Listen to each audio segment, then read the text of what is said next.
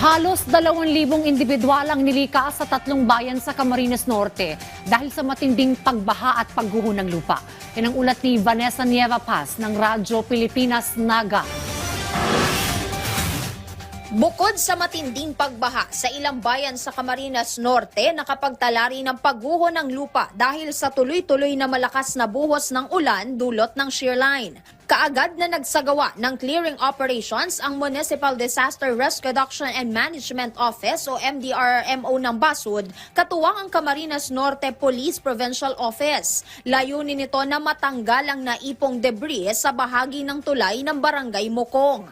Ayon kay Police Major Lenny Encinas, tagapagsalita ng Camarines Norte Police Provincial Office, umabot na sa halos 1,900 na individual mula sa mga bayan ng Vinsons, Labo at Basud ang kinailangang ilikas ng mga otoridad dahil sa pagtaas ng level ng tubig. Kaya naman ang Reactionary Standby Support Force at Search, Rescue and Retrieval ng Camarines Norte PNP ay patuloy na nakaalerto para sa mabilis na pagresponde at pagbibigay ng tulong sa publiko.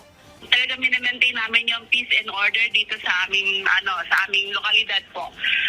Bali yung aming RSSF naka-standby, and then yung bawat station meron kami mga SRR o yung sa pang-rescue and search rescue operation po namin. Base pa rin sa monitoring ng Camarines Norte PNP, passable na ang mga kalsada sa lalawigan na una nang nakapagtala ng pagbaha. Gayon din sa Purok 6, Barangay Silang 1 sa bayan ng Labo, kung saan mayroong natumbang puno.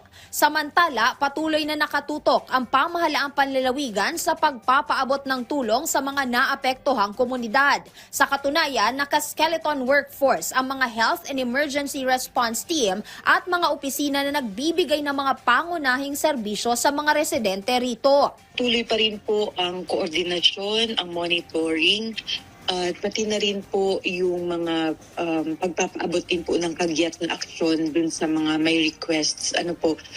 Sa ngayon, may hinang pag-ulan na lamang ang nararanasan dito sa lalawigan.